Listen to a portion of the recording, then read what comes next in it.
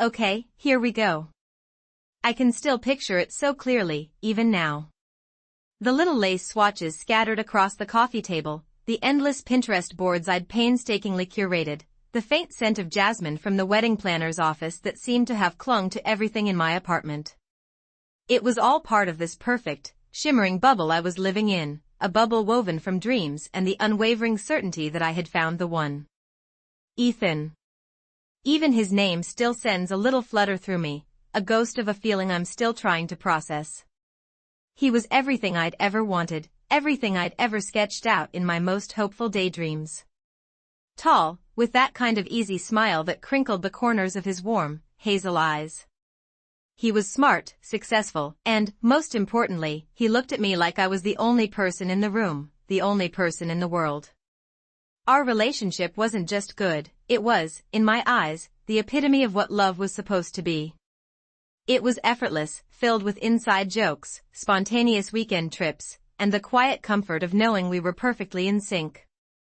He understood my quirks, celebrated my successes, and held me through my failures without judgment. We were, as my mom put it, two peas in a pod, and honestly, I couldn't have agreed more. The wedding itself was shaping up to be just as magical. We'd picked a gorgeous old vineyard upstate, with rolling hills and ancient oak trees that would provide the most stunning backdrop for our vows. My dress was a delicate lace number that made me feel like a fairy tale princess, and the invitations, with their elegant calligraphy and subtle rose gold foil, were finally ready to be sent out. Every detail, from the floral arrangements to the playlist for the reception, was being meticulously planned, and I was completely, utterly engrossed in it all. My best friend, Sarah, was constantly teasing me about being bridezilla light, but even she couldn't deny how happy I was. This wasn't just a wedding, it was the official start of our forever, the tangible proof of the beautiful future we were building together. There was, however, one tiny, almost insignificant snag in our otherwise perfect tapestry. Ethan's best man. His name was Alex, and Ethan was incredibly vague about him. Whenever the topic of the best man speech, or him being in any of the wedding photos, came up, Ethan would just wave it away with that characteristic easy smile. Oh, he's a great guy. Super loyal. We go way back. And then he'd change the subject, usually to something about the catering or the music. At first, I didn't think much of it. Some people are just private, right? And Ethan had always valued his privacy. He wasn't a big social media guy, and he rarely talked about his childhood or his preemie life in detail. He'd moved around a bit before settling here, and I figured Alex was just one of those old friends from way back when, the kind you don't see often but still share an unbreakable bond with. Maybe Alex was a bit eccentric, maybe he was just shy, or maybe Ethan just didn't want to bore me with the minutiae of his past friendships. He'd always emphasized that he wanted our relationship to be about us, about our future, and I respected that. I'd just assumed Alex fell into the Ethan's past category and wasn't really relevant to our shared present or future. But then the questions started to feel pointed. So, what does Alex do? I'd asked casually one evening, while we were looking at potential suit colors. Is he artistic? Does he like sports? Maybe he can give us some fun ideas for the reception games? Ethan had just chuckled, a little too heartily. Nah, he's more of a private person. He's got his own thing going on. Not really into all that. He's more of a behind-the-scenes guy. Behind the scenes? I tilted my head. That's a bit vague, isn't it? I mean, he's going to be standing next to you at the altar, holding your rings. I feel like I should at least know if he's going to be wearing a classic tux or something more casual. He'd reached over and squeezed my hand, his thumb stroking the back of my knuckles. Don't worry about Alex, Liv. He'll be there. He's got it handled. Trust me. And I did trust him. I trusted him with my heart, with my future, with everything. But that little seed of curiosity, that tiny sprout of unease, had been planted. It wasn't about Alex himself, really. It was about Ethan's reaction. It felt guarded. Almost like he was hiding something. And why would he need to hide anything about his best man? Unless Alex was somehow a sensitive topic. I remember trying to look him up once, purely out of innocent curiosity. I'd casually asked Ethan for his last name, thinking I'd maybe find him on LinkedIn or something, just to see what he looked like. Ethan had blinked, a flicker of something unreadable in his eyes, before saying, "Oh, he's not on social media. He's really not tech-savvy at all. Prefers to keep things offline, you know?" That felt like a stretch. Even the most reclusive people I knew had some sort of online footprint, even if it was just a dusty old Facebook profile. It felt like another deflection, another way to keep this Alex character shrouded in mystery. My sister, Sophia, started noticing it too, although she expressed it differently. She was my maid of honor, my rock, and she'd been with me through every single step of the wedding planning. She was usually so excited, so invested in every tiny detail, just as much as I was. But lately, she'd been off. Anxious, even. She'd catch herself in the middle of sentences, her eyes darting away whenever Ethan's best man was mentioned. "Hey, have you heard from Alex recently?" I'd asked her one afternoon while we were sipping lattes at our favorite cafe. "Ethan's been a bit tight-lipped about him, and I was wondering if you knew him better?" Sophia's hand, which had been reaching for a sugar packet, froze mid-air. Her bright, usually expressive eyes widened slightly, and she forced a smile that didn't quite reach them. "Alex? Oh, he's fine. I don't really know him well, Liv. Ethan keeps his old friends pretty private." Her voice was a little too high, a little too rushed. She quickly followed up with, "Speaking of private, have you finalized the menu for the reception? I was thinking we absolutely have to go with the salmon. It's divine." It was that kind of rapid topic change, that sudden shift in focus, that started to really niggle at me. It wasn't just a slip of the tongue, it felt deliberate. I'd see her on her phone, her brow furrowed, whispering into it when she thought I wasn't looking. And if I walked into the room while she was on the phone, she'd quickly end the call, looking flustered and a little guilty. "Sophia, are you okay?" I'd asked her one night. We were supposed to be going through seating arrangements, but she'd been staring blankly at the guest list for 10 minutes. "You seem really stressed. Is it the wedding? Because honestly, we can push anything back, change anything. It's supposed to be fun, not a source of anxiety." She'd sighed, running a hand through her perfectly styled hair. "No, Liv, it's not the wedding. It's just, family stuff. And work. You know how it is." She'd offered a weak smile. "Don't worry about me. I'm just having a little wedding week, pre-wedding jitters." "Pre-wedding jitters?" Sophia?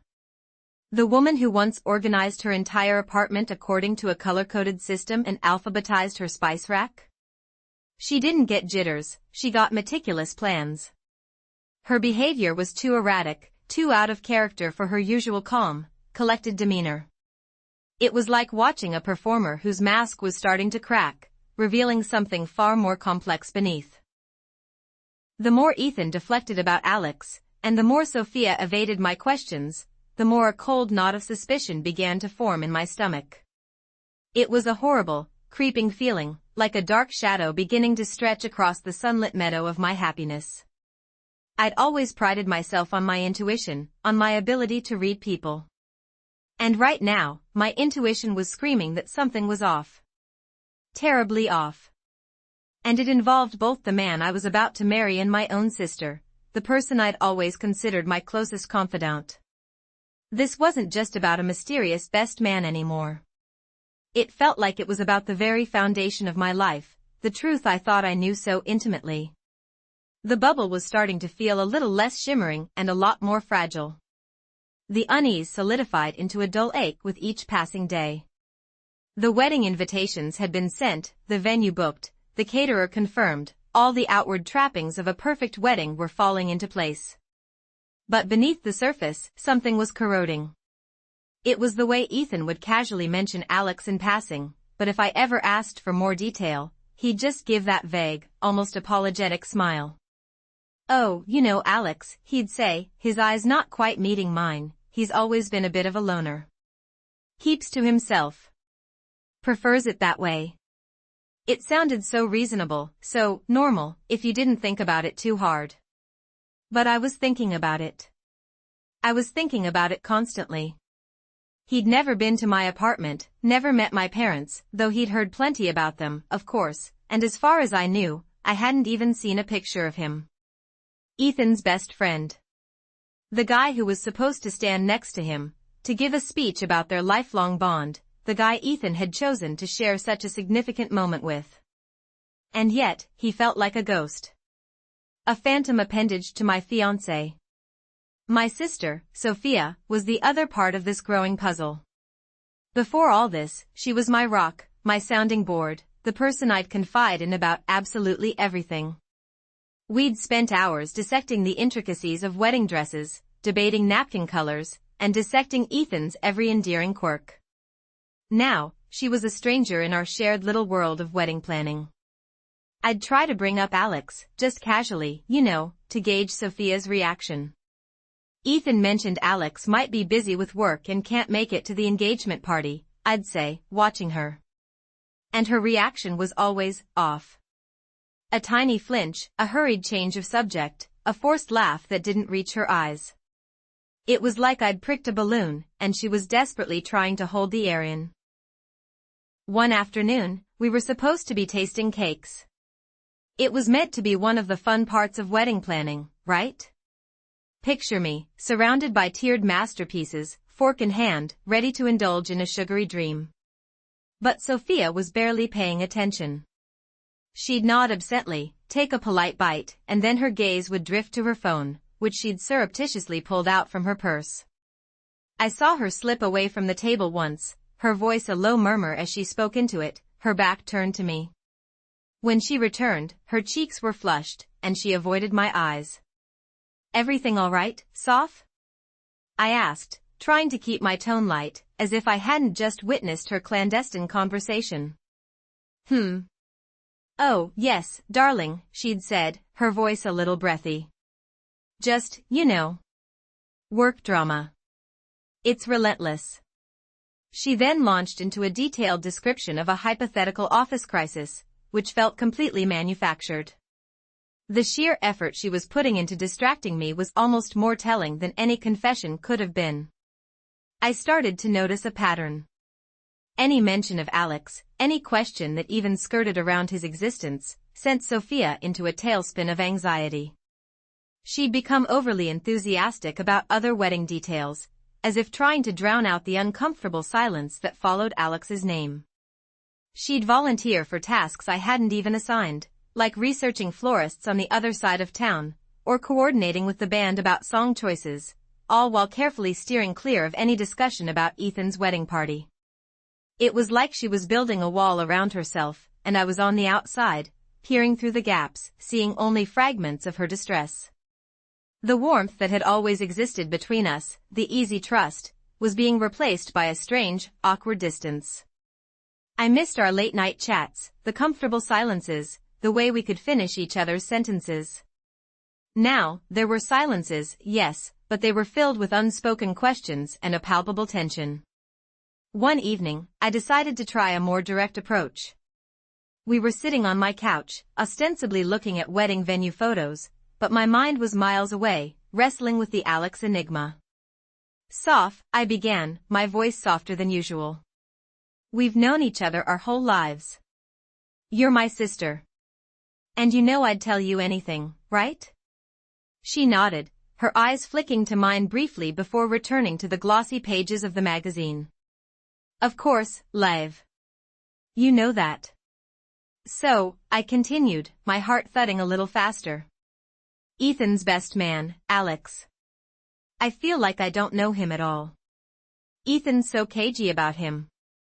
And honestly, it's starting to make me a bit uncomfortable. Is there a reason he's so private? Is Alex someone who doesn't like a lot of attention, or is there something else going on?" Sophia stiffened. The casual pose she'd adopted evaporated. Her fingers tightened on the magazine. Liv, I told you, Ethan's friends are his private life. He's a private person. And Alex. Alex is just Alex. He's shy, I guess. Doesn't like the spotlight. Her voice was tight, strained. But Ethan said he's his best man, I pressed, trying not to let the frustration creep into my tone. That's a pretty big spotlight, sophomore. And it's strange that he's never been around. We've been together for 2 years. We've had parties, dinners, met my friends, met his parents, but Alex? It's like he's a character in a book Ethan's written. Sophia finally put the magazine down. She turned to me, and the look in her eyes was a mixture of desperation and something that looked alarmingly like guilt. Liv, please. Don't overthink this. You're getting married. This should be the happiest time of your life. You're stressed, I get it. We're both stressed. Wedding planning can be overwhelming. But this isn't wedding stress, Sophia, I insisted, my voice rising slightly. This is weird. It feels like there's a secret. And it involves Ethan. And you're acting like you know something you're not telling me. Her face crumpled for a second, a raw emotion flashing across her features. Then, she quickly composed herself, pulling her shoulders back, and resorting to her usual placating tone. There's no secret, Liv. Honestly. You're imagining things. Ethan loves you. He's so excited to marry you. That's all that matters, right? She reached out and squeezed my hand, her grip a little too firm, a little too desperate. Let's just focus on the happy things. The honeymoon plans. The registry. We can pick out those gorgeous wine glasses you love. But her words, meant to soothe, only dug the hole of suspicion deeper. The forced cheerfulness, the desperate attempts to pivot the conversation, they weren't the actions of someone trying to dismiss a minor concern. They were the actions of someone trying to bury a massive, uncomfortable truth. That night, lying in bed, staring at the ceiling, I replayed every conversation, every subtle shift in Sophia's expression, every evasive answer from Ethan. The picture that was emerging was not one of a quirky best man who valued his privacy. It was a picture of deliberate obfuscation. And Sophia, my sister, my closest friend, was somehow complicit. It felt like a betrayal, not just from Ethan, but from Sophia too. Why would she hide something from me? What could be so important that she'd jeopardize our sisterly bond, the one constant I thought I could always rely on? Her wedding jitters excuse felt laughably thin now. She wasn't jittery, she was terrified. And whatever she was terrified of, it was directly linked to Alex, and therefore, to Ethan. The more I thought about it, the more the pieces, though scattered and incomplete, started to form a disturbing silhouette. Ethan's guardedness, Sophia's frantic avoidance, the sheer absence of any concrete information about this crucial person in Ethan's life. It wasn't just a mild annoyance anymore. It was a gaping hole in the narrative of my life, a narrative I thought I knew inside and out. And the longer it remained unfilled, the more I started to question everything. Was this perfect relationship I was so sure of built on a shaky foundation of half-truths and omissions? Was my dream wedding about to become a meticulously crafted facade, hiding a truth I wasn't prepared to face? The unease had blossomed into a full-blown anxiety, a knot of dread tightening in my chest, whispering that the most important day of my life might just be the beginning of a devastating unraveling. The next few days were a blur of forced normalcy. I threw myself into wedding planning with an almost manic energy, as if by sheer force of will I could paper over the cracks that were starting to appear in my perfect picture. I'd call florists, debate linen colors, and sift through endless invitation samples, all the while feeling a gnawing hollowness in my stomach. Every time Ethan would mention Alex, even in passing, a little alarm bell would go off in my head. Alex is going to pick up the cake-tasting samples, he'd say casually, or, Alex thought that band was a bit too mainstream. And each time, I'd ask a follow-up question, probing for any little detail. Oh, where does Alex live again, or has he always been into music like that? Ethan's answers were consistently vague, smooth as polished marble, and utterly uninformative.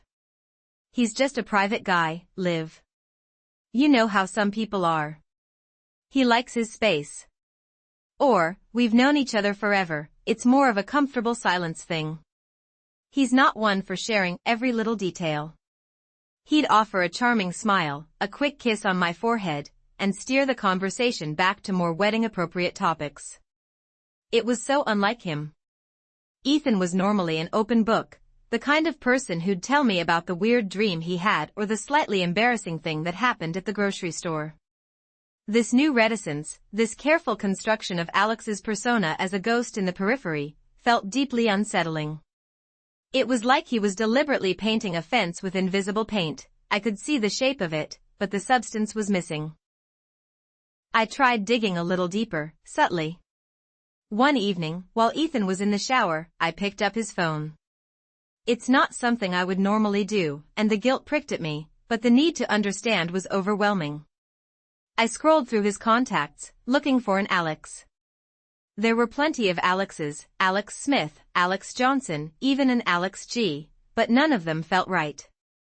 None of them had any recent call logs or texts that seemed connected to wedding planning or our shared life.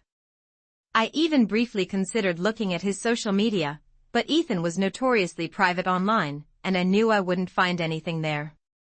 It was like trying to find a whisper in a hurricane. Every avenue I explored led to a dead end, a frustrating blank space where information should have been. The more I tried to find out about Alex, the more I found myself confiding in Sophia. It felt like a desperate lifeline. She was the only other person who had seen Ethan's evasiveness firsthand, the only one who had witnessed his odd explanations. I'd call her, ostensibly to talk about dress fittings or flower arrangements, but then, inevitably, the conversation would circle back. Soph, I can't shake this feeling about Alex, I'd say, my voice tight with frustration. It's like he's a phantom. Ethan says he's private, but this is his best man, Soph. My own fiancé's best man. And I know nothing about him. Not his last name, not where he works, nothing. Ethan deflects every single question. Sophia would sigh, a weary, drawn-out sound that always made my stomach clench. Liv, honey, I told you, it's probably just wedding stress getting to you. Ethan's got a lot on his plate, and maybe Alex is just a very, very private person. Some people just don't like the spotlight. But it's Ethan, Sophia, I'd insist, my voice rising. He's not the type to have a best man who's a complete enigma. He's introduced me to all his friends, even the ones he's known since kindergarten. He's told me stories about them, funny anecdotes. Alex is just a name. A placeholder. It doesn't make sense. Sophia would then launch into her practiced reassurances, her tone a little too bright, her sentences a little too quick. He loves you, Liv. You know he does. Don't let this one tiny thing overshadow everything. It's silly. It's probably nothing. She'd then pivot hard, asking about the seating chart or the music for the reception. Oh, did you hear back about the DJ? I think Electric Dreams would be perfect, don't you think? They do that amazing 80s set. Her efforts to distract me were so transparent, so clumsy, they were more alarming than comforting. It was like watching someone try to cover a gaping hole with a postage stamp. She wasn't just dismissing my concerns, she was actively trying to reroute my thoughts, to pull me away from the uncomfortable territory of Alex. And the more she did it, the more I started to suspect that she knew more than she was letting on. Her anxiety was palpable, a low hum beneath her forced cheerfulness. She'd fidget, her gaze would dart around the room when Alex was mentioned, and her phone calls became more frequent, always taken in hushed tones in another room. Who are you talking to, Soph? I'd ask, trying to sound casual. Oh, just Mom, she'd reply, her eyes a little too wide. She's asking about Aunt Carol's wedding gift. But Mom had called last week, and Aunt Carol's wedding was months away. The lies, even small ones, were piling up. It was like an elaborate, whispered conspiracy. Ethan was being evasive, and Sophia was actively trying to bury the truth. And I, the bride-to-be, the one person who should be privy to all the details of her own wedding, was being kept in the dark. The suspicion was starting to curdle into a bitter resentment. How could Ethan, the man I was about to pledge my life to, be so secretive?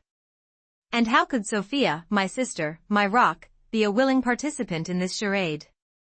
It felt like my entire reality was being subtly rearranged, and I was the only one who hadn't been given the new blueprint. I started to feel a profound sense of isolation, as if I were standing on the outside of a circle, watching everyone else share a secret language I couldn't comprehend. I remember one particular evening. Ethan was out at a guy's night. He'd said he was meeting up with some old college friends, but he'd been unusually vague about who. I was home, staring at the wedding guest list, trying to mentally place everyone, when a wave of loneliness washed over me. I picked up my phone, and for a moment, I just scrolled through photos of Ethan and me. Us laughing on a beach, us cuddled on the couch, us beaming on our engagement day. It was all so perfect, so idyllic. But now, a shadow had fallen across it. I felt a chill creep up my spine. What if this perfect relationship was a carefully constructed illusion? What if the man I loved, the man I thought I knew better than anyone, was capable of keeping a secret of this magnitude from me? The thought was terrifying, and the fear was becoming a constant companion. I decided to try a different approach with Sophia. Instead of directly questioning her about Alex, I started talking about my own fears and insecurities about the wedding. I'd feign doubts about my dress, express worries about saying my vows, anything to get her to open up and perhaps reveal something unintentionally. Soph, I said one afternoon, pretending to be stressed about the caterer's menu. I'm just so worried about everything being perfect. What if something goes wrong? What if something happens that I haven't planned for? You know how I get when things are out of my control. Sophia's response was immediate, almost too eager. Oh, Liv, don't worry about that. You're the most organized person I know. And Ethan is so on top of things too. He's got everything handled. Honestly, you have nothing to worry about. He's so excited to marry you. That's the most important thing. Again, the deflection. Again, the subtle redirection back to Ethan's supposed perfection and his love for me.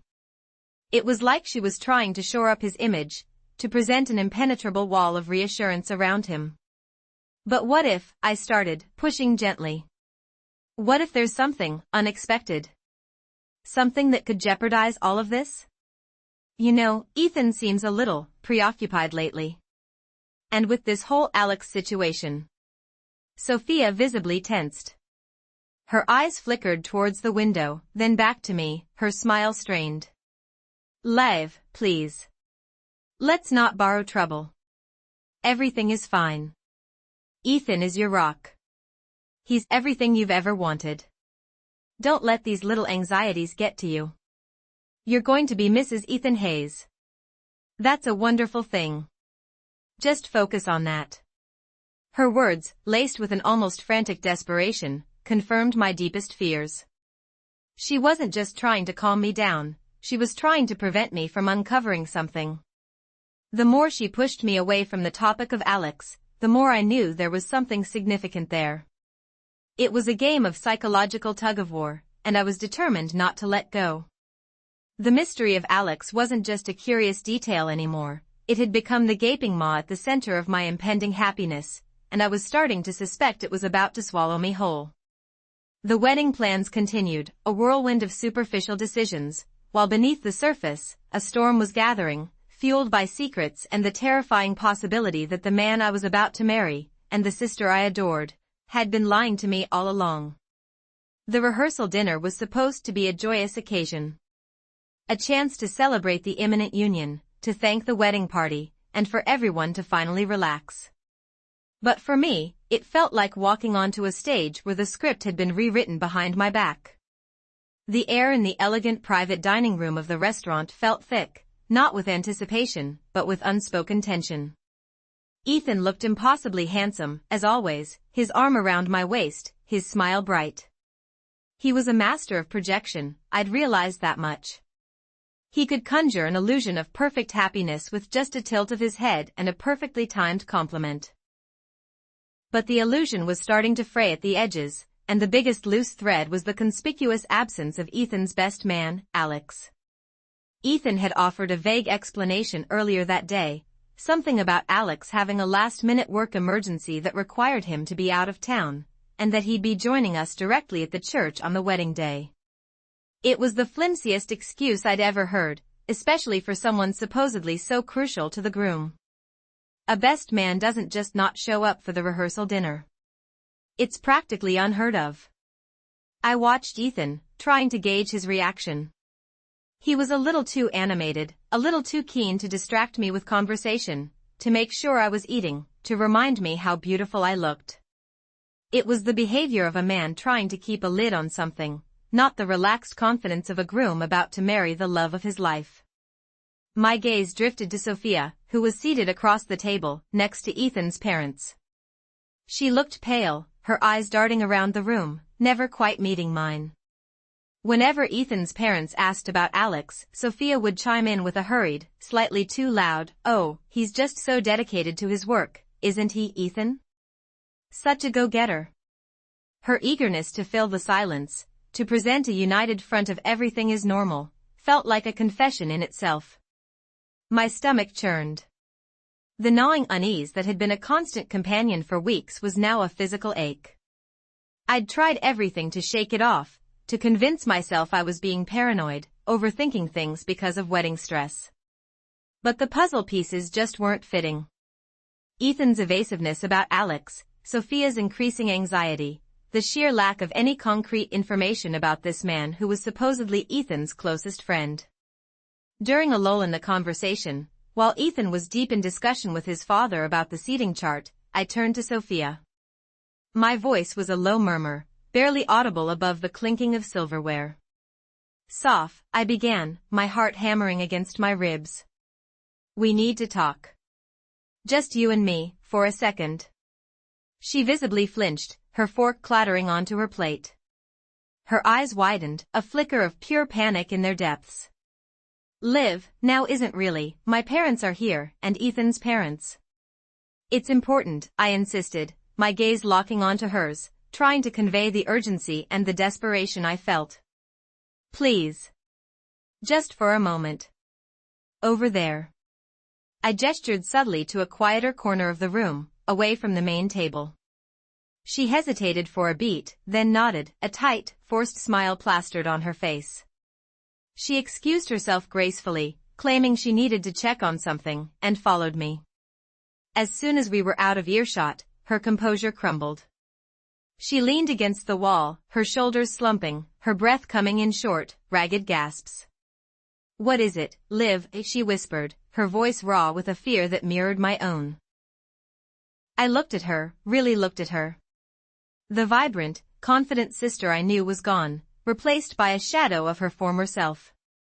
The guilt radiating from her was almost palpable. "Sophia," I said, my voice trembling slightly. "You know something about Alex, don't you?" Her eyes immediately squeezed shut, as if the question itself was a physical blow. A single tear escaped and traced a path down her cheek. "Liv. Don't leave me," I pleaded, my voice rising in volume, though I tried to rein it back in. "I need you to tell me. Ethan is my fiancé. We're getting married in 2 days. And this Alex person, who is supposed to be his best man, is a ghost. He doesn't exist in any of Ethan's digital life, Ethan never talks about him specifically, and now he's not even here for the rehearsal dinner. And you've been acting like a cornered animal for weeks. You flinch every time his name is mentioned, you make hushed calls, you look like you're going to throw up every time I ask a simple question. What is going on, Sophia? What is Ethan hiding?" She started to cry, silent tears streaming down her face. She shook her head, muttering incoherently. I can't. I can't tell you. You can't or you won't. I pressed, my own frustration boiling over. Because I'm about to marry this man, Sophia. I'm about to bind my life to his, and I have a right to know if there's something fundamental I'm missing. Is he already married? Is he involved in something illegal? Is he not who he says he is? The words tumbled out of me, fueled by weeks of suppressed anxiety. She finally looked up, her eyes red-rimmed and filled with a profound sadness. It's complicated, Liv. So complicated. Everything is complicated when people are lying. I retorted, my voice cracking. Just give me something, sophomore. Anything. Is Ethan in trouble? Is Alex some sort of threat? She took a shaky breath, her fingers twisting the hem of her dress. Alex isn't. Alex isn't really his best man in the way you think. My heart lurched. That was it. That was the confirmation I'd been dreading and simultaneously desperate for. What do you mean, not in the way I think? My voice was a hoarse whisper. Is he not coming? Is he not even real? She shook her head frantically. No, he's real. He's very real. It's just the role. The position. She paused, struggling to find the words, her gaze fixed on some point past my shoulder. Ethan, he's been in a difficult situation. A really difficult situation that he thought he could handle on his own, and then he thought he could fix before this. What situation? I demanded, my patience wearing thinner than worn silk. What situation requires him to invent a best man who then doesn't show up for the most important pre-wedding event? What situation requires you to act like a spy for the last month? Sophia wrung her hands, her knuckles white. He was trying to protect you, Liv. He really was. He didn't want this to derail everything. He loves you so much. Love doesn't involve this much deception, Sophia. I felt a tremor run through me. If he loves me, he should trust me with the truth. Whatever it is. I took a step closer, lowering my voice again, trying to coax the confession out of her. Is it about money? Is he in debt? Did he owe someone a favor? Sophia's lower lip trembled. She looked utterly broken. It's not money, Liv. Not directly. It's a promise. A promise he made a long time ago. She closed her eyes again, as if bracing herself for the inevitable. Ethan, he's already married. The words hit me like a physical blow, stealing my breath. The ambient noise of the restaurant seemed to fade into a dull roar. Married? My Ethan? The man I was about to marry in 2 days? It was impossible. It had to be a joke. What are you talking about? I choked out, my voice barely a whisper. My vision blurred, and I blinked rapidly, trying to clear it. Sophia's eyes fluttered open, filled with a pain that was a mirror of my own, and perhaps something more, a deep, soul-crushing guilt. He married someone else. Years ago. In another country. The world tilted. My legs felt weak, and I had to lean against the wall for support. This couldn't be real. This had to be some kind of elaborate prank. Who was he married to? My voice was strained, hoarse. Sophia took another shuddering breath, and then, in a voice so quiet I could barely hear it, she uttered the words that would shatter my world. His wife. Her name is Chloe. Chloe. The name meant nothing to me. But the implications were catastrophic. His wife. I repeated, the words foreign on my tongue. But he's marrying me. He's standing right there, telling everyone he's marrying me. Who is Chloe? Is this some sort of a mistake? A misunderstanding? Sophia finally met my gaze, and the raw, unfiltered agony in her eyes confirmed that this was no mistake. This was the truth. She's his wife, Liv. They were married. I don't know the exact details, but it was a legal thing. A contract, maybe. He never divorced her. And Alex, Sophia choked back a sob. Alex is Chloe. My mind struggled to process. Alex. Chloe. Best man. Wife. It was a nonsensical string of words. Alex is Chloe? I repeated, the absurdity of it all almost making me laugh, a hysterical, broken sound that was trapped in my throat. What do you mean, Alex is Chloe? Chloe is a woman. Alex is Ethan's best man. How can Alex be Chloe? Sophia's tears were falling freely now, a torrent of grief and confession. She's been pretending to be a man, Lev. To be Ethan's best man. To support him through this. She's been Alex. The silence that followed was deafening, punctuated only by Sophia's ragged breathing and the distant hum of the restaurant. My own body felt numb, disconnected. I was staring at my sister, the person I'd shared secrets with since childhood, the person I'd trusted implicitly, and she was telling me the most unbelievable, devastating story.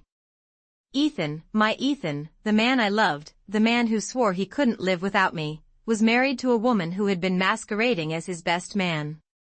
And Sophia had known. She had known all along, and she had let me walk blindfolded towards this precipice. I felt a profound sense of disorientation, as if the ground beneath me had vanished. My carefully constructed future, the one filled with Ethan's love and laughter, was crumbling into dust. The image of Ethan, so loving and attentive, now seemed like a carefully crafted performance. And Sophia, my confidante, my rock, had been an accomplice. The betrayal wasn't just from Ethan, it was from her too. You knew? I whispered, the words barely audible. The question was loaded with a pain so deep it felt physical. You knew all of this, and you didn't tell me? Sophia flinched as if I had struck her. I wanted to live. So many times, I wanted to. But Ethan, he begged me not to.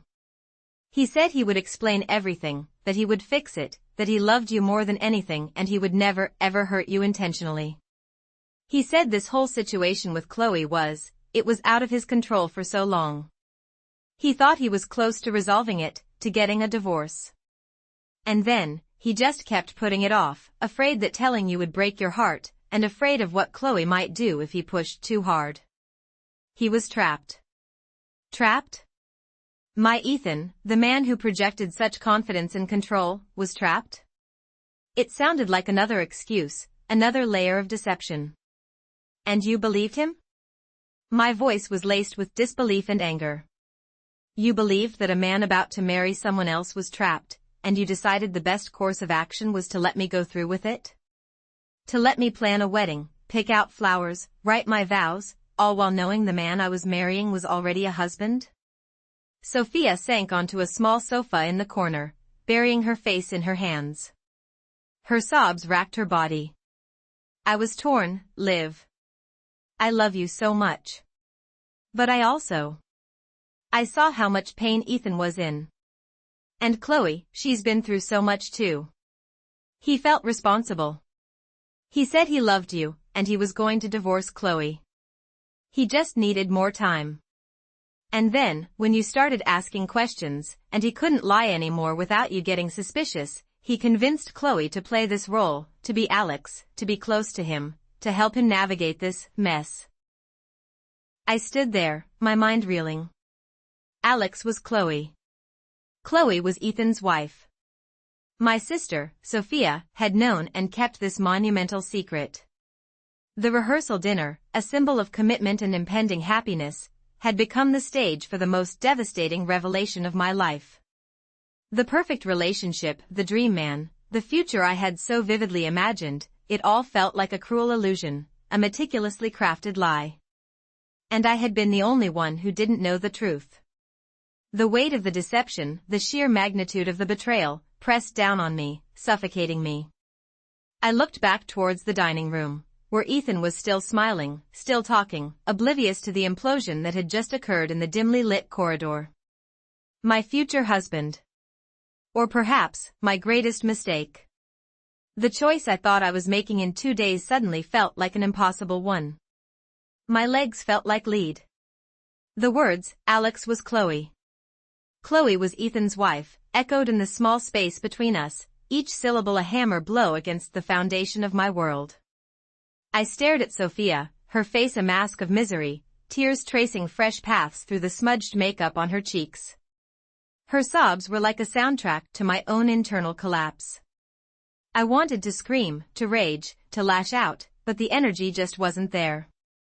It was like my entire body had been drained of everything but a hollow, echoing ache. His wife. I managed to choke out, the words barely a whisper. Ethan. Ethan has a wife? Sophia nodded, unable to meet my gaze. Yes, Liv. Chloe. He married her years ago. In Germany. She took a shaky breath, her voice barely audible. It was complicated, he said. A legal thing. Something to do with her family, or his business. I don't know the full details, he never went into it. But they never divorced. Not officially. Germany. A legal thing. My mind struggled to piece together these fragments of information, but they refused to form a coherent picture. This wasn't a fleeting romance or a youthful mistake. This was a marriage. A current marriage. And I was about to become Ethan's second wife. And he just never told me? The anger, which had been simmering beneath the surface, began to bubble up. It was a hot, corrosive tide threatening to drown me. He let me fall in love with him? He let me plan a wedding? He let me dream about our future, about a life together, knowing he was already married? Sophia whimpered, her shoulders shaking. He said he was going to tell you. He intended to. But then, he just couldn't find the right moment. And the longer he waited, the harder it became. He was so scared of losing you. And Chloe, she wasn't trying to sabotage anything. She was just there. And when he knew he had to have someone he trusted to be his best man, someone who could keep his secret, he turned to her. She agreed because she still cared about him, and she saw how much he loved you. It was too much. The sheer audacity of it all was staggering. He loved me so much, he said. Enough to lie to me for months, to build an entire wedding around a foundation of deceit. Enough to use his actual wife as a stand-in best man, forcing her into a grotesque charade. The image of Chloe, this unknown woman, playing the role of Ethan's best friend, standing beside him at my side, sent a fresh wave of nausea through me. So Alex is Chloe? I repeated, the name feeling alien and wrong on my tongue. Yes, Sophia confirmed, her voice thick with unshed tears. Chloe. She's been helping him. They've been friends for years, even after the marriage. He said he's been trying to get a divorce for ages, but there were complications. Legal hurdles. Something about their families and their businesses being entangled. He felt responsible for her. And he was so afraid of what would happen if he pushed for a divorce too quickly, if Chloe's family found out he was trying to leave her for someone else. He thought it would ruin everything. His reputation, his family's standing, even his own safety, he said. My breath hitched. Safety? This was escalating into something far more sinister than I could have imagined. A marriage of convenience that had spiraled into a complex web of obligations and threats. But still, it didn't excuse the lies. It didn't excuse the deception. He felt responsible for her? I spat the words out. What about his responsibility to me? What about the vows he was about to make to me? Did any of that cross his mind? Sophia finally looked up, her eyes red-rimmed and pleading. He did, Liv, he really did. He loves you. I know he does. He told me, over and over again, that you were the one. That he wanted a life with you, a real life. He felt trapped by his past. by this marriage to Chloe. He thought he was close to resolving it, to getting a divorce. And then, he just kept putting it off, afraid that telling you would break your heart, and afraid of what Chloe might do if he pushed too hard. He was trapped. Trapped? My Ethan, the man who projected such confidence and control, was trapped? It sounded like another excuse, another layer of deception. And you believed him? My voice was laced with disbelief and anger.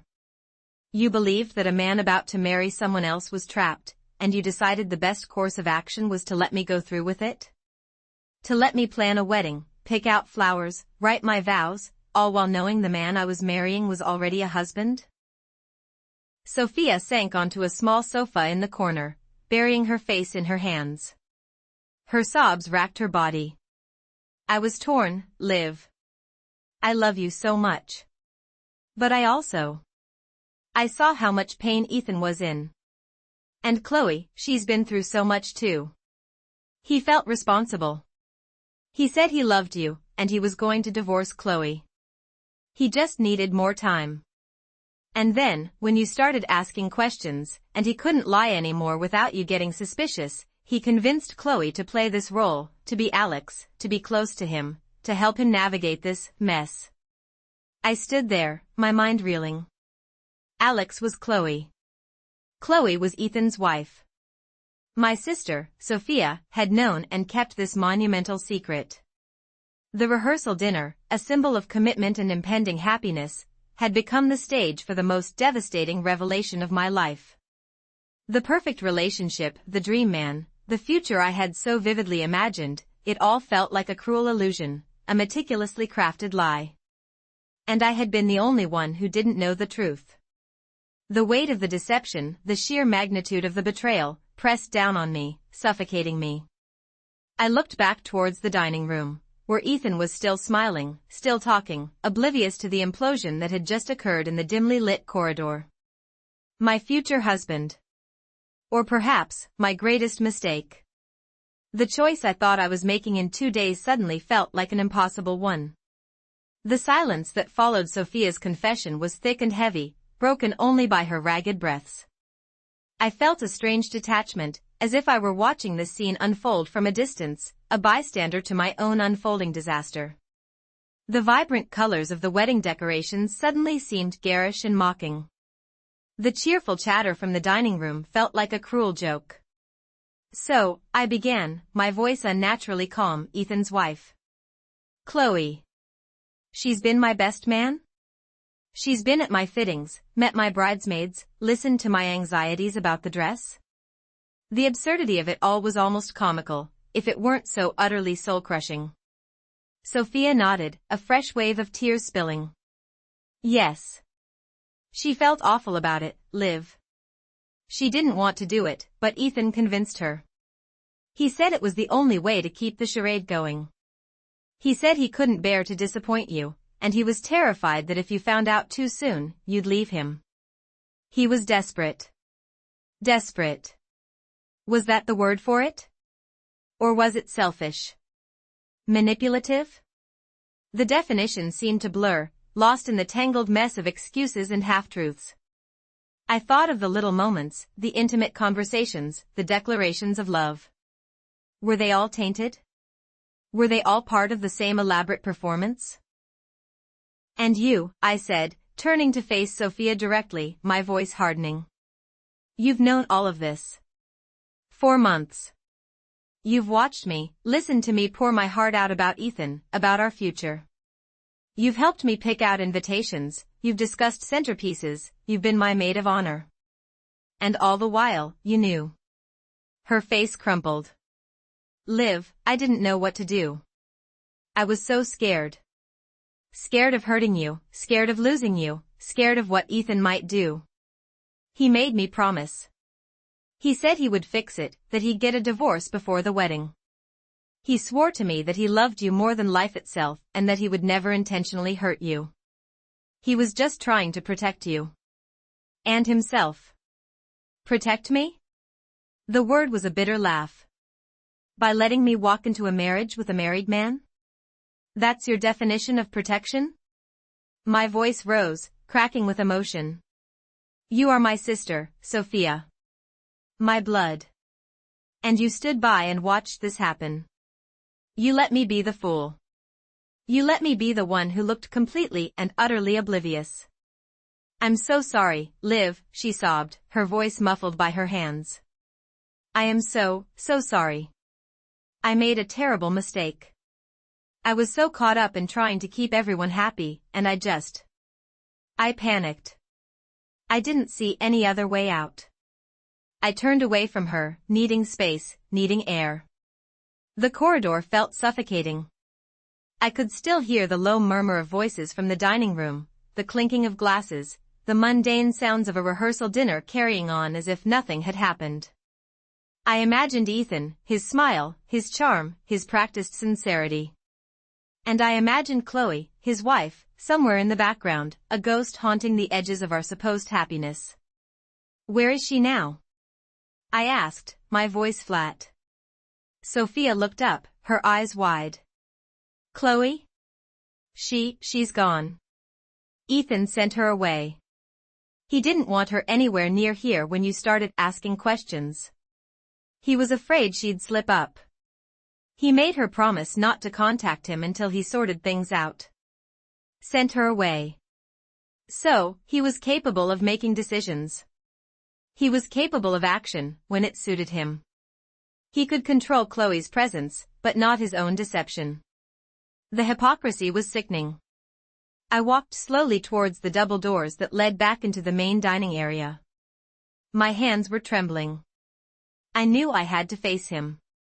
I had to hear it from his own lips, stripped of any pretense, any further manipulation. But the thought of his eyes, the way they would meet mine, filled me with dread. Would there be genuine remorse? Or just more practiced performance? I need to talk to him, I said, my voice barely audible, more to myself than to Sophia. She scrambled to her feet. Liv, wait. Please, just give him a chance to explain. He loves you. I truly believe he does. This whole situation with Chloe, it's messy, and it's wrong, but he's trying to fix it. He's been so desperate to divorce her. There are just immense legal and financial ties. And a threat. He's afraid of what her family might do if he tries to leave her outright. A threat. Immense legal and financial ties. This was sounding less and less like a simple mistake and more like a desperate plea for understanding from someone caught in a much larger, more dangerous game. But the bottom line remained the same, he was married. And he had let me proceed to the altar. I pushed open the doors and stepped back into the warmth and light of the dining room. Heads turned, smiles flickered, and then a ripple of concern spread as they took in my ashen face and the tremor in my hands. Ethan, who was mid-sentence, stopped and his gaze locked onto mine. The charm in his eyes faltered, replaced by a flicker of something. Fear? Guilt? It was impossible to tell. He excused himself from the table and made his way towards me, his movements a little too quick, a little too eager. The pretense of normalcy was crumbling around him. He reached me in the center of the room, a crowd of curious faces watching us. Liv, are you okay? He asked, his voice a low rumble, laced with concern that now felt manufactured. You look pale. I took a deep breath, forcing myself to meet his gaze. The easy warmth I had always found there now felt like a polished veneer. Ethan, I said, my voice surprisingly steady, though the tremor was still there, a nervous undercurrent. Sophia told me. Everything. His face drained of color.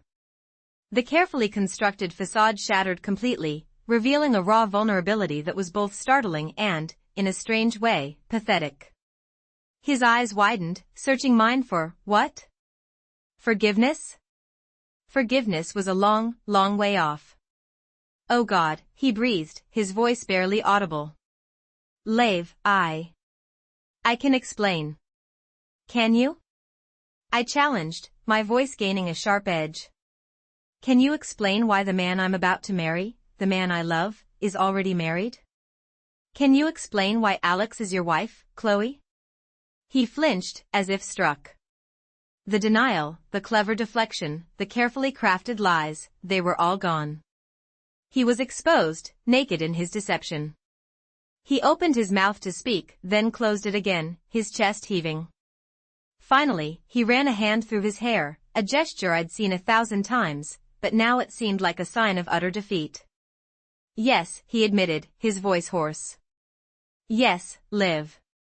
It's true. Alex. Alex is Chloe. She's my wife. The admission hung in the air, a death knell for the life I thought I was building. The room around us seemed to fade into insignificance. It was just him and me, standing in the wreckage of his lies. Tell me, I commanded, my voice cold and hard. Tell me everything. No more excuses. No more half-truths. Tell me why. He swallowed, his gaze dropping to the floor for a moment before he forced himself to look back at me. His eyes were filled with a desperate plea, but also with a grim resignation. It was time for the truth, the whole, ugly, complicated truth. And as he began to speak, the carefully constructed image of the perfect man I loved began to crumble into dust, revealing the tangled, messy reality that lay beneath. He spoke of his family's influence, of a business deal brokered years ago that had included his marriage to Chloe, a woman he barely knew at the time. He spoke of the immense pressure to maintain appearances, of the threat of financial ruin and ostracization if he dared to defy his elders. He spoke of Chloe, who had initially been as trapped as he was, but who had, over time, found a strange sort of peace in their arrangement, even as he had grown to resent it. He spoke of his genuine love for me, how meeting me had awakened something in him, a desire for a real life, a life free from the suffocating obligations of his past. He explained that he had been trying to arrange a divorce for months, but Chloe's family, powerful and ruthless, had made it impossible, threatening retaliation if he went through with it. He'd hoped to resolve it before the wedding, he claimed, but the complexities had mounted, and he'd been too terrified of losing me to confess. And Chloe, seeing his distress and still harboring some affection for him, had agreed to help him, to be Alex, to be the best man, believing it would give him the support he needed to eventually break free. It was a story of manipulation, obligation, and a desperate, misguided attempt to salvage a future that was built on a foundation of lies. And as he finished, his voice trembling, he looked at me, his eyes filled with a raw, undeniable pain. I love you, Liv. More than anything. This was the biggest mistake of my life. And I will do whatever it takes to fix it. I stood there, numb. The words washed over me, a torrent of explanations that offered little comfort. The love he claimed to feel for me was undeniable in his eyes, in the tremor of his voice, but it was a love that had been tainted, compromised from the very beginning. He was a man caught in a web of his own making, or rather, his family's making, and he had, in his desperation, dragged me into it. The immediate future, the wedding that was supposed to happen in 2 days, felt like an impossible dream. My heart ached with a pain so profound it felt physical. The betrayal was immense, a gaping wound that threatened to consume me. But beneath the raw fury and crushing disappointment, a tiny flicker of something else began to stir. It wasn't forgiveness, not yet. It was a dawning, terrifying realization that the choices ahead of me were not simple. This wasn't just about walking away from a liar. It was about navigating a labyrinth of familial obligations, financial entanglements, and a genuine, albeit complicated, love. The path forward was shrouded in uncertainty, and the scars of this revelation would undoubtedly run deep. I stood there, numb. The words washed over me, a torrent of explanations that offered little comfort.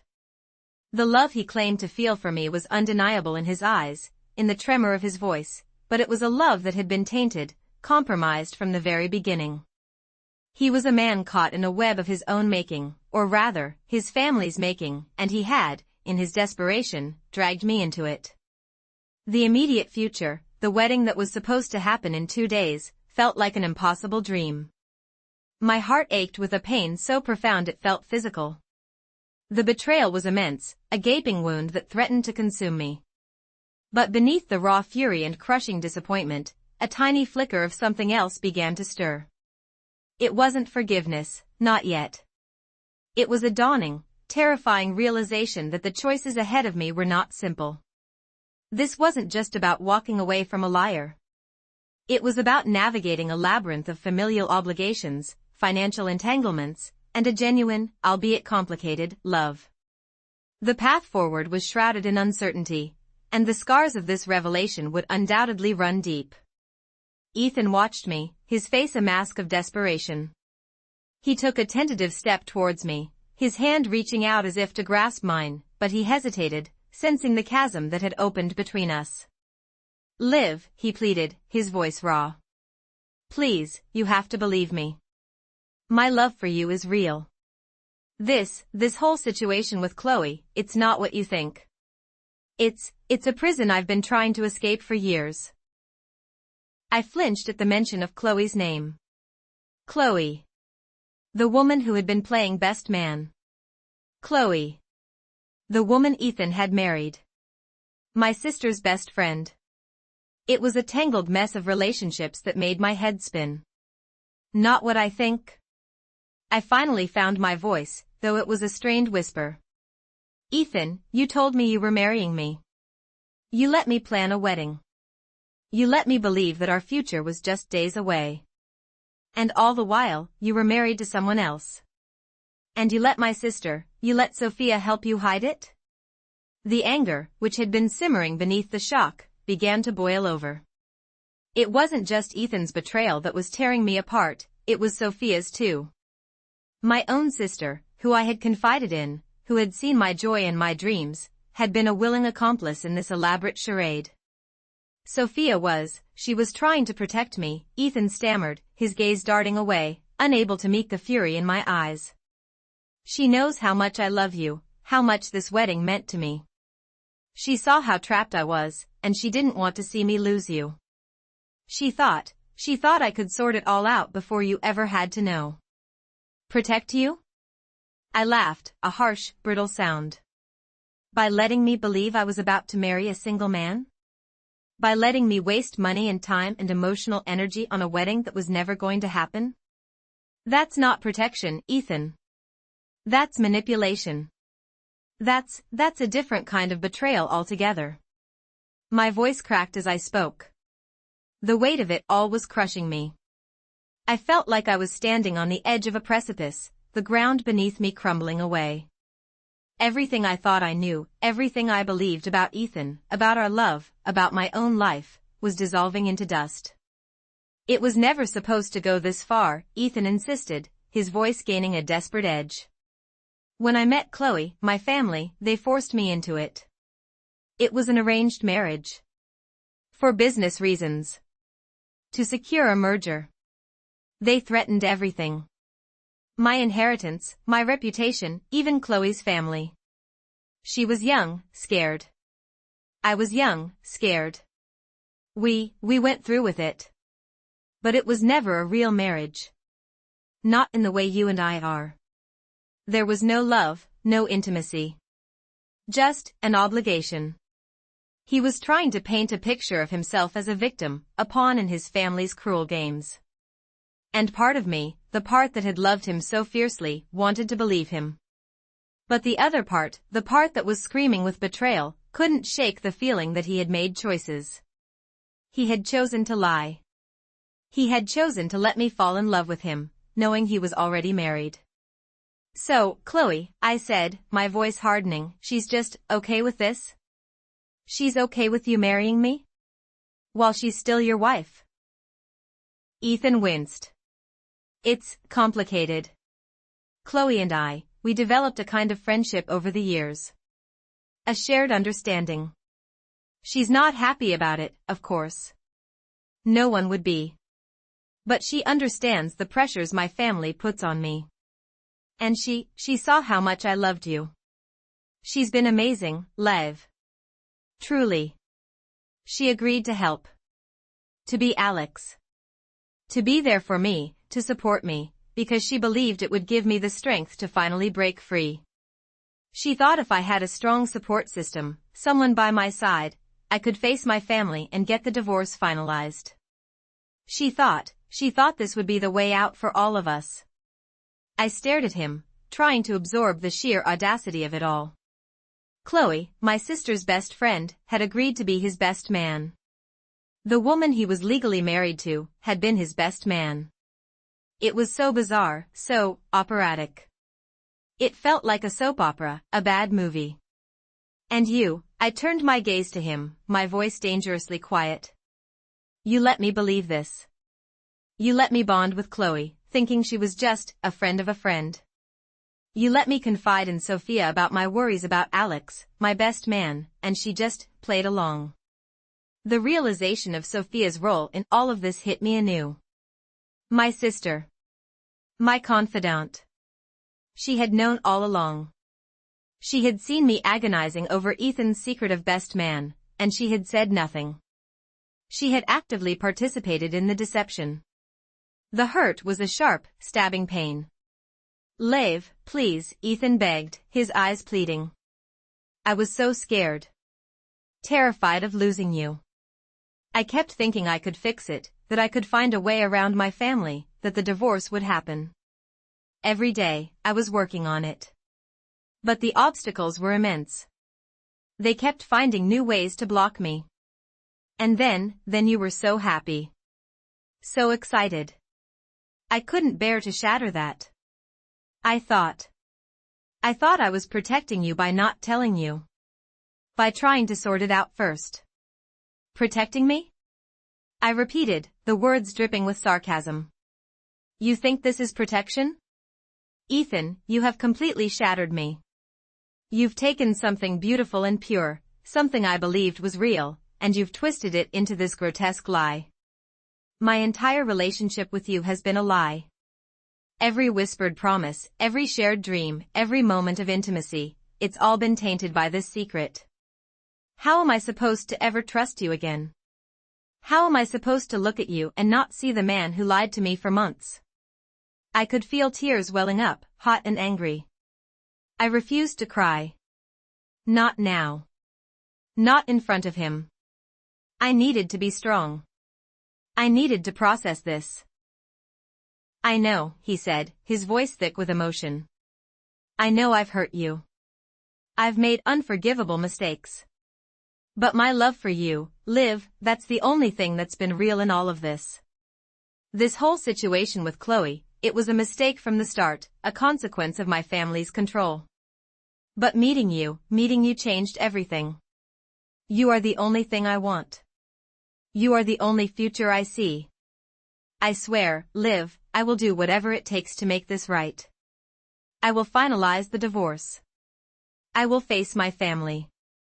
I will prove to you that my love for you is worth fighting for. He stepped closer, his eyes searching mine. There was a desperate sincerity there, a raw vulnerability that chipped away at my anger, but couldn't erase the deep, gaping wound of betrayal. I saw the man I had fallen in love with, the man who had made me laugh, who had held me close, who had made me feel like the only woman in the world.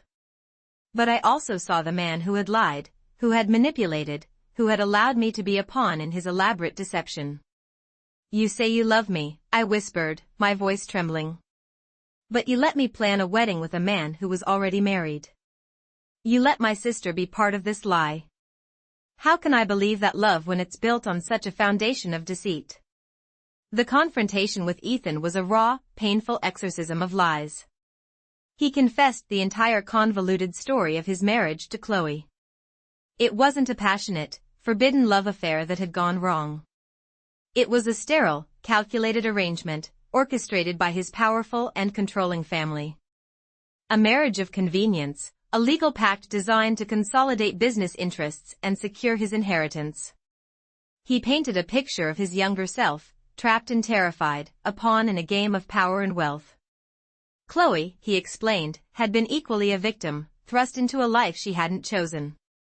Over the years, he claimed, their relationship had evolved into a peculiar sort of friendship, a shared understanding of their mutual predicament. But genuine love, he insisted, had never been a part of it. Not until he met me. He spoke of my arrival into his life like a beacon of light in a suffocating darkness. He described how I had awakened something in him, a yearning for a life free from the gilded cage his family had built. He detailed his attempts to initiate divorce proceedings, his constant battle against his family's iron grip. The legal and financial hurdles, he explained, were monumental. His family, he claimed, wielded immense power and influence, and any attempt to break free from the marriage would result in severe repercussions, not just for him, but for Chloe and her family as well. They had threatened financial ruin, public disgrace, and a relentless campaign of retaliation that had left him feeling paralyzed with fear. Chloe, he'd said, his voice low, she saw how much this was destroying me. She saw how much I loved you. And in a strange way, she wanted me to be happy. She's a good person, Lev. She's been through a lot. She agreed to help me. To be Alex.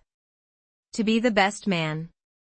She thought if I had someone by my side, someone strong, I could finally face my family and make them let me go. She believed it would give me the support I needed to break free. He looked at me, his eyes brimming with unshed tears. I was so terrified of losing you. I kept telling myself I could fix it before the wedding. But it got more complicated. And then seeing how happy you were, how excited you were for our future, I couldn't bring myself to tell you. I thought I was protecting you, Liv. I thought I was doing the right thing by trying to sort it all out before you had to know. His words were a torrent of explanations, a desperate plea for understanding. He was a man caught in a labyrinth of his own making, a victim of his circumstances, but a victim who had made choices that had led to this devastating betrayal. The love he professed for me was palpable in his gaze, in the tremor of his voice, but it was a love tainted by deception, a love that had been built on a foundation of lies. The immediate future, the wedding that was supposed to be in 2 days, felt like a cruel joke. My heart ached with a pain so profound it felt physical. The betrayal was a gaping wound that threatened to consume me. But beneath the raw fury and crushing disappointment, a tiny flicker of something else began to stir. It wasn't forgiveness, not yet. It was a dawning, terrifying realization that the choices ahead of me were not simple. This wasn't just about walking away from a liar. It was about navigating a labyrinth of familial obligations, financial entanglements, and a genuine, albeit complicated, love. The path forward was shrouded in uncertainty, and the scars of this revelation would undoubtedly run deep. So, let me get this straight, I said, my voice flat, devoid of emotion. Your family forced you to marry Chloe for business reasons. You never divorced her because they threatened you. And Chloe, the woman you're legally married to, played your best man because she loves you enough to help you get divorced so you can marry me? Ethan nodded, his shoulders slumping. Essentially. Yes. I closed my eyes, taking a deep, shaky breath. It was so outlandish, so absurd, that it almost felt unreal. But the pain in my chest was all too real. The feeling of being utterly deceived was overwhelming. And my sister, I continued, opening my eyes and fixing him with a hard stare. Sophia. She knew. She knew all of this. She let me cry on her shoulder about my worries about Alex. She let me confide in her about how much I loved you. She was in on it. Every step of the way. Ethan flinched. Lev, Sophia, she loves you. She was trying to protect you. She believed I was going to fix it. She thought it was for the best that you didn't know the full extent of it until I could resolve it. For the best? I scoffed. You call this for the best? Ethan, you have utterly destroyed my trust. You have made me question everything. My entire future, my understanding of love, my relationship with my sister, it's all in shambles. The anger was starting to resurface, a tidal wave threatening to drown me. I wanted to scream, to lash out, to demand explanations that made sense, that somehow salvaged the wreckage of my life. But all I felt was a profound weariness, a bone-deep exhaustion from the sheer weight of the deception. I don't even know who you are anymore, Ethan, I said, my voice barely a whisper. The man I thought I knew would never have done this. He wouldn't have let me fall in love with him knowing he was married. He wouldn't have lied to me for months. He wouldn't have allowed my own sister to be a part of such a cruel trick. He took a step towards me, his hand reaching out. Liv, please. Don't say that. I am still the man you fell in love with. This situation, it's a mess, I know. But my love for you is real. It's the only real thing in my life right now. I will do whatever it takes to fix this. I will divorce Chloe. I will face my family. I will prove to you that I deserve your love. I looked at him, at the raw desperation in his eyes, the sincerity in his voice. And for a fleeting moment, I saw the man I had loved, the man I had planned a future with.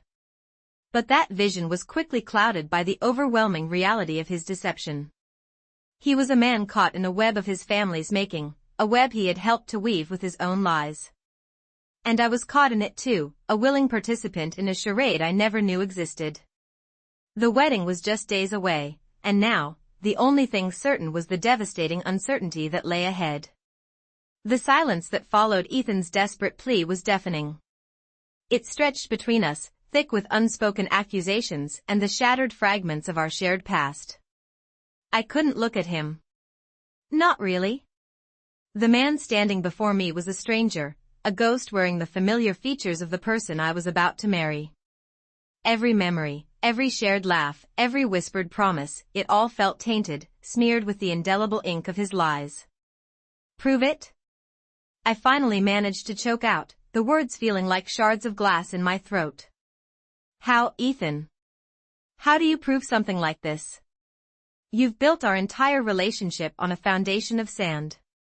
What happens when the tide comes in? He finally let his hand fall, the gesture heavy with resignation. I don't know all the answers right now, Liv. Not completely. My parents, they arranged things with Chloe years ago. It was supposed to be a temporary arrangement, a legal formality. Something about family business, inheritance, things I was too young and too naive to fully understand or question.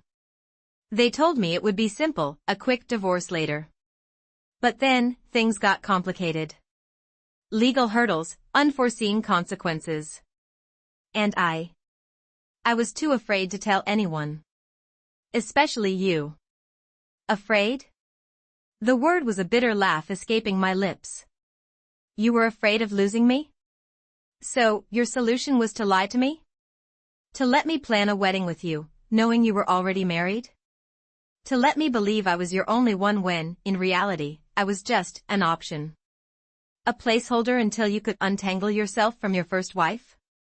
My voice trembled, not with sadness anymore, but with a simmering rage that was starting to boil over. It was a dangerous kind of anger, the kind that threatened to consume everything in its path. I paced the room, my movements jerky and uncoordinated, like a wounded animal trapped in a cage. The opulent apartment that was supposed to be our marital home, the symbol of our shared future, now felt like a gilded prison. And Sophia, I turned to face my sister, who had been standing by the door, a silent, heartbroken witness to this entire debacle. Her face was a mask of shame and misery. My own sister. You knew. You sat there, day after day, and watched me. You listened to me gush about Ethan, about how perfect he was, how I finally found the one. You watched me pick out dresses, choose flowers, agonize over seating charts. And all the while, you were harboring this monumental lie. You let me walk into this with my eyes wide shut. How could you, Sophia? Tears were already tracing paths down her cheeks. Her shoulders shook with silent sobs. Liv, I was so scared. Ethan begged me. He told me everything, and he was in such a state. He was genuinely terrified of losing you, of what his family would do if this came out the wrong way. He swore he would fix it. He promised me he was working on the divorce, that it was just taking time. And I believed him. I thought if I just held on a little longer, if I kept quiet, then the truth would come out when it was less devastating. Less devastating? I repeated, the sheer absurdity of her statement hitting me like a physical blow. Sophia, this is devastating. My wedding is in 3 days. I'm about to marry a man who is already married. And you, my sister, the person I trusted most in the world besides Ethan, you were a willing accomplice in this. You helped him orchestrate this entire charade. You lied to me, too. The accusation hung in the air, heavy and suffocating. Sophia's eyes met mine, filled with a pain that mirrored my own, but laced with a guilt I could never have imagined. She had always been the more practical, more grounded one. The one I went to for advice, the one who always had my back. To see her so broken, so complicit, it was another layer of betrayal. I know, she whispered, her voice raw. And I am so sorry, Liv. There aren't enough words. I've felt sick to my stomach for weeks. Every time you talked about the future, every time you looked at Ethan with that sparkle in your eyes, I felt like a complete fraud. But I was trapped. I didn't know what to do. Ethan kept saying it would be sorted, that he was finalizing the divorce. He made it sound so close. I didn't want to be the one to shatter your world. I was hoping, praying, that by the time you found out, it would be resolved, and you wouldn't have to go through this. So, you let me walk into the lion's den unprepared, I said, the bitterness still clinging to my words. You let me believe I was walking towards happily ever after, when in reality, I was walking into a minefield. And what about Chloe? Does she know I exist? Does she know you're about to marry her husband? Ethan finally found his voice again, his gaze fixed on some distant point on the wall. Chloe knows. She's been aware of everything. We have an understanding. She's been incredibly patient, considering. The legalities are immense. It's not as simple as signing a paper. There are financial entanglements, family obligations tied to our marriage that my parents put in place.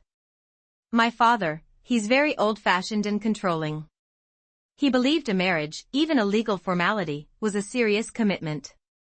Breaking it has implications. Chloe has been trying to help me navigate it, but it's a slow process. And she's been incredibly supportive of my feelings for you. She knows I love you, Liv. She knows this is what I want. I wanted to scream. I wanted to throw things. I wanted to curl up in a ball and disappear. The sheer audacity of it all, the convoluted mess of legalities and family obligations and hidden marriages, was almost too much to comprehend.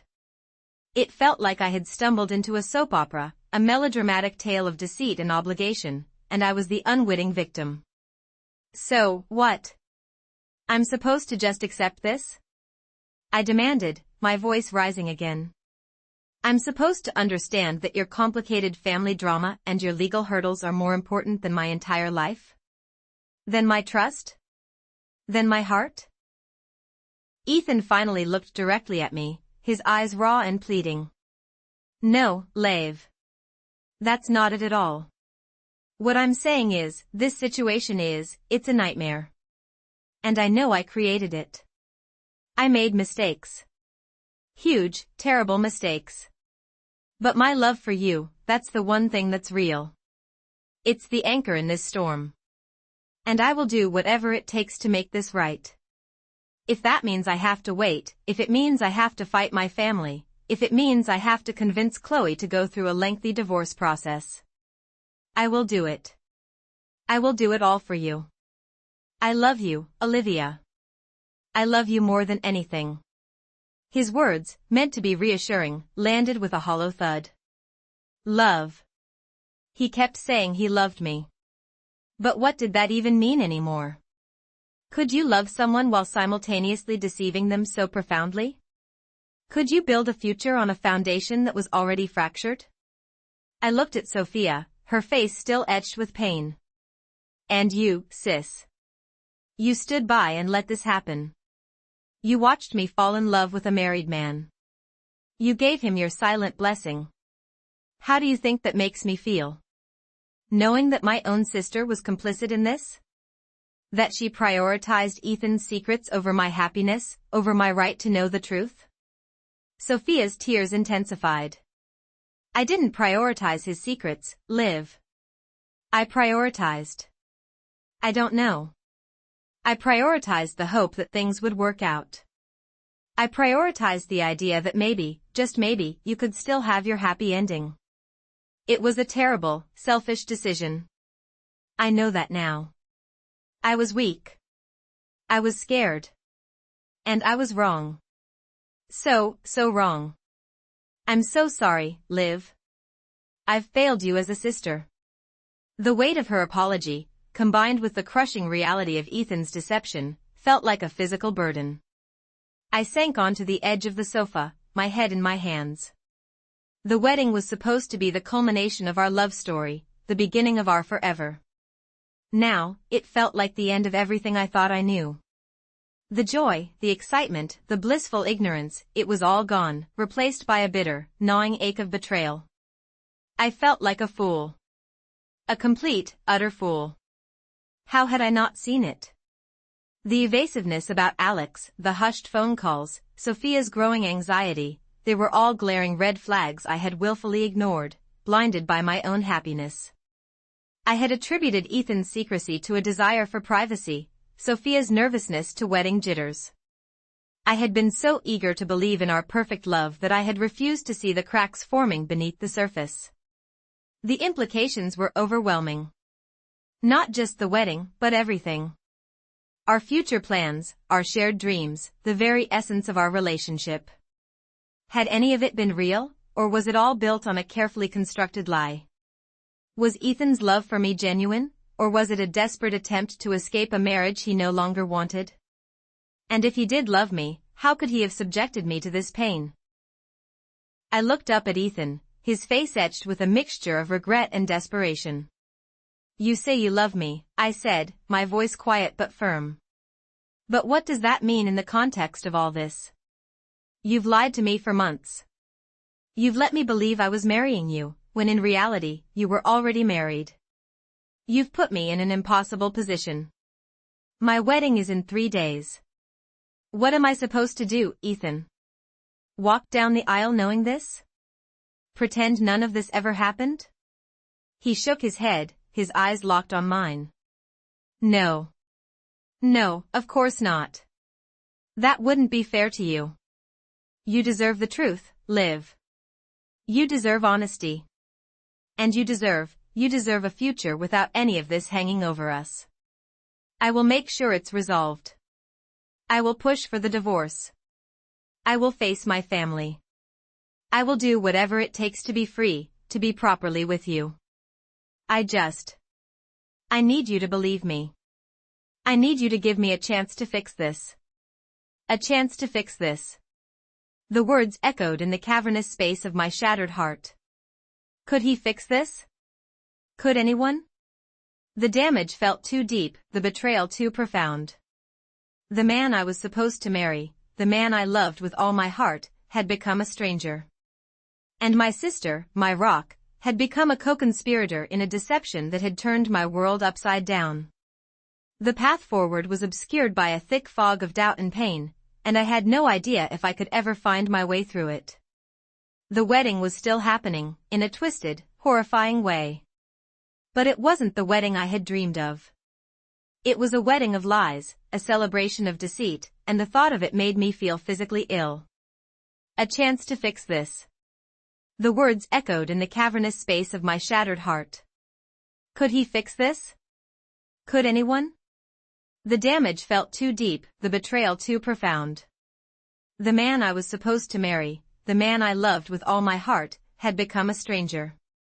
And my sister, my rock, had become a co-conspirator in a deception that had turned my world upside down. The path forward was obscured by a thick fog of doubt and pain, and I had no idea if I could ever find my way through it. The wedding was still happening, in a twisted, horrifying way. But it wasn't the wedding I had dreamed of. It was a wedding of lies, a celebration of deceit, and the thought of it made me feel physically ill. I pulled away from Ethan, needing space, needing air that didn't feel thick with his untruths. My gaze flickered to Sophia, who stood a few feet away, her face a mask of misery and guilt. She looked like she'd aged 10 years in the last hour. Her eyes pleaded with me, a silent torrent of apology and despair. I felt a flash of anger, a burning injustice, that she had been complicit in this. She hadn't just watched it happen, she had actively helped shield it. She had been my confidant, the one person I thought I could always rely on, and she had kept this monumental secret from me. Sophia, I began, my voice strained, laced with a weariness that went soul deep. What about you? You knew. All this time, you knew. Her lower lip trembled, and she finally broke eye contact, staring at the intricate pattern on the carpet as if it held all the answers. Live. I didn't know what to do. Ethan, he begged me. He said he would handle Chloe. He said it was temporary. He said he loved you more than anything and this was just a legal formality he needed to untangle. And then when he started talking about the wedding, about you, it became so real for him, for both of you, that I got scared. Scared of what would happen if I told you, if it all blew up. I thought maybe he could fix it before the wedding. That it would just go away. Her voice cracked, and she finally looked up, tears tracing paths down her cheeks. I was so wrong. I was so stupidly wrong. And I am so sorry, Liv. More sorry than words can ever say. Her apology, while seemingly genuine, did little to soothe the raw wound in my chest. Sorry didn't undo months of deception. Sorry didn't erase the image of Ethan holding Chloe's hand at the rehearsal. Sorry didn't rebuild the trust that had been so carelessly demolished.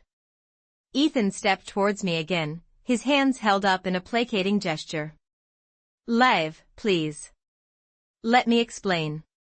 The marriage to Chloe, it wasn't a mistake. It was a necessity. My parents, they were involved in something complicated, years ago. When I was young, I was put in a difficult position. Chloe's family was connected. It was a way to secure certain things, for my parents, for our family's reputation. It was supposed to be annulled. But then, life happened. And the legalities, they became incredibly complicated. My parents are gone now, and the situation is still delicate. There are significant financial and legal implications. Chloe, she's not a villain, Liv. She's been a part of this arrangement, a silent partner. She's never been anything more than that. And she knows I love you. She knows this is the life I want. His words were a torrent, a desperate attempt to paint a picture of a man trapped by circumstance, not by choice. But all I heard was a litany of excuses. Circumstance, legalities, family obligations. They all sounded like variations of I didn't want to face the consequences of my actions. Delicate? I scoffed, the sound hollow and brittle. Legal complications? Ethan, you're marrying me in 3 days. You're standing here, telling me that a significant portion of your life, your legal marital status, has been hidden from me, and you call it delicate? You call this delicate? My voice was rising, the shock and pain giving way to a simmering anger. Do you have any idea what this is? This isn't delicate. This is a bomb. And it's exploded right in the middle of my life. I needed to get out. I needed to breathe air that wasn't poisoned by their secrets. I grabbed my purse, my hands trembling, and headed for the door. Liv, wait. Ethan called after me, his voice laced with panic. I didn't turn around. I couldn't. I walked out of the house, out of the familiar warmth of what I thought was our shared home, and into the cool night air. I got into my car, fumbling with the keys, and drove. I didn't know where I was going, just that I needed to put distance between myself and the wreckage of my life. The next few days were a blur of fragmented emotions. Sleep offered little respite, my dreams filled with distorted images of wedding bells and whispered accusations. I spoke to no one, or rather, no one could reach me. My phone was a dead weight in my pocket. I sat in my apartment, staring at the wedding dress hanging in my closet, a pristine white monument to a dream that had curdled into a nightmare. It felt like a cruel joke, a taunt. I thought about Ethan's explanation. A marriage of convenience, years ago, for family reasons. It sounded like something out of a historical romance novel, not the life of the man I'd fallen in love with. I tried to reconcile the Ethan I knew, the kind, funny, loving Ethan who made my heart sing, with the Ethan who had orchestrated this elaborate charade. They felt like two different people. Had he ever truly loved me, or was I just a convenient escape, a way to finally live the life he wanted without the encumbrance of his past? And Sophia. The thought of her still brought a fresh wave of pain. She was my sister. My best friend. She had watched me plan this wedding with giddy excitement, had helped me pick out invitations, had been there for every fitting. And all the while, she knew. She knew the foundation of it all was built on sand. Her silence felt like a betrayal of the deepest kind. Was her loyalty to me so weak that she could stand by and watch me walk into such a devastating deception? Or was her fear of Ethan, of the delicate situation, stronger than her love for her own sister? The wedding date loomed, a dark cloud on the horizon. The venue was booked, the caterers confirmed, the guests invited. A wedding that was now a grotesque parody of joy. The idea of going through with it, of smiling and pretending, was utterly repugnant. But the thought of canceling, of facing the world with this humiliating truth, felt equally daunting. I finally found myself dialing Sophia's number. I couldn't keep running. I needed to confront this, to decide. Lev? Sophia's voice was hesitant, tinged with a fear that had become a constant companion for her too. We need to talk, I said, my voice flat, devoid of any emotion. Face to face. Now. We met at a small, neutral coffee shop, the kind we used to frequent before any of this had happened. The familiar scent of roasted coffee and the murmur of conversations felt jarringly normal against the backdrop of my inner turmoil. Sophia sat opposite me, her hands clasped tightly in her lap, her gaze fixed on the table. I don't know what to say, Liv, she began, her voice barely a whisper. I've replayed every conversation 1,000 times. Every lie I told, every time I deflected, every time I looked you in the eye and said everything was fine. It all just eats at me. It eats at me too, Sophia, I replied, my voice steadier now. But it's not just about your guilt. It's about what happens now. Ethan says he loves me.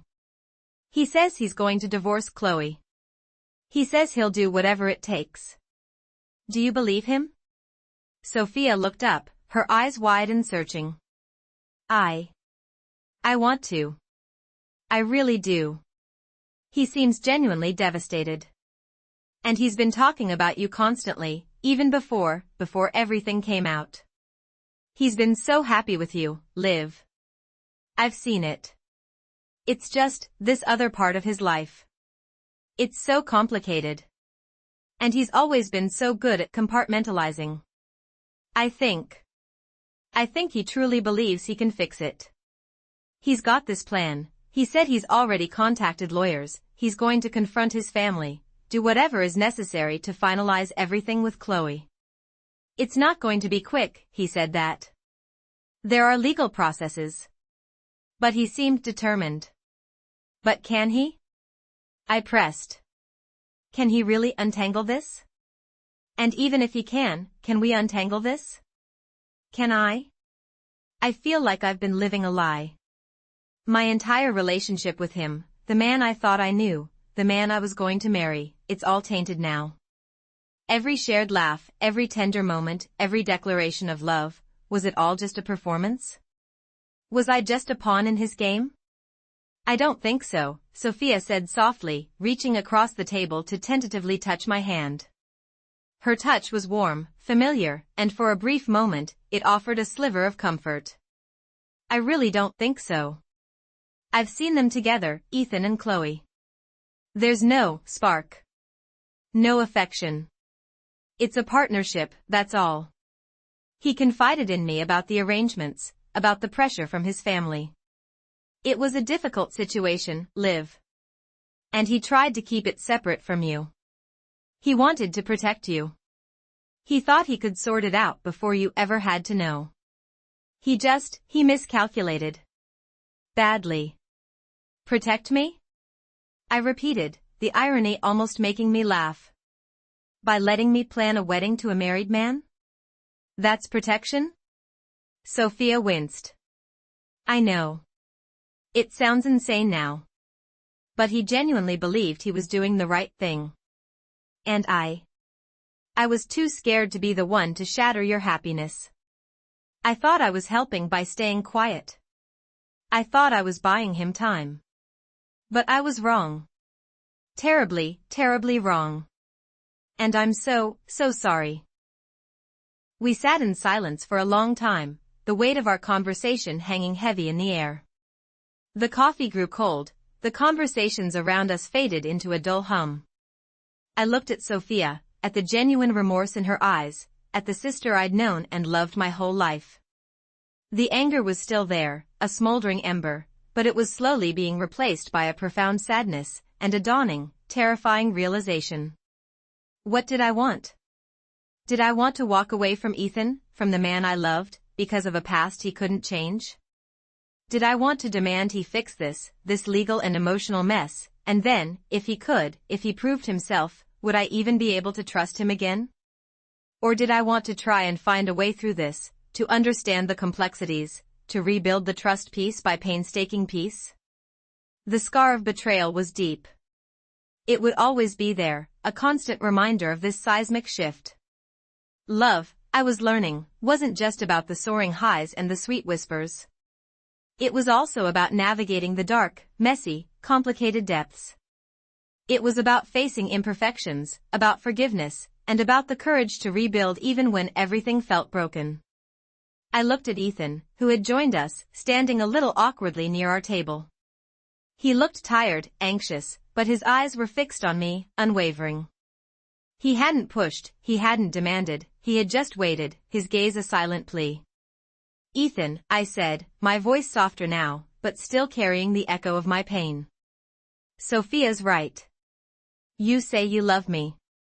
You say you'll fix this. I believe you want to. But wanting isn't the same as doing. And fixing this, it's not going to be easy. It's not going to be quick. And there are no guarantees. He nodded, his expression grim but resolute. I know, Liv. I know. But I will do it. I promise you. Whatever it takes. I will make myself free. Properly free. And I will prove it to you. This wedding, it's not happening in 3 days. Not like this. But, if you'll let me, if you'll give me a chance, I want to marry you. But it will be when I'm truly divorced. When I can stand before you, and before the world, as a free man. And I will dedicate every single day until then to making that happen. He was offering me a lifeline, a path forward, albeit a long and uncertain one. It wasn't the immediate, blissful wedding I had dreamed of. It was a path paved with conditions and trust building. It was a path that required immense patience, and a willingness to believe in the possibility of a love that could survive such a profound test. I looked at Sophia, who offered a small, hopeful smile. I looked at Ethan, his face etched with a vulnerability I had never seen before. My heart ached, but it also felt a faint stirring of something else. Not happiness, not yet. But a sense of possibility. A flicker of a hope that perhaps, just perhaps, love could indeed conquer all, even the most convoluted of lies and the deepest of betrayals. Okay, Ethan, I said, the words feeling both heavy and liberating. Okay. But this is it. No more secrets. No more lies. You show me. You prove it to me. And we take it one step at a time. And if you ever lie to me again, or if this doesn't get resolved, then we're done. Truly done. A wave of relief washed over his face, so profound it was almost palpable. He managed a shaky smile. Thank you, Liv. Thank you. You won't regret this. I didn't know if he was right. The scars were still raw. The trust was fragile. But as I looked at him, I saw a glimmer of the man I had fallen in love with, a man who, despite his monumental mistakes, was willing to fight for a future with me. And for now, that was enough. It had to be. The wedding was postponed, the dream rearranged, but the possibility of a true, honest future, however complex, had finally begun to emerge from the ashes of my shattered plans. It wasn't the ending I had envisioned, but it was an ending. And perhaps, a new beginning.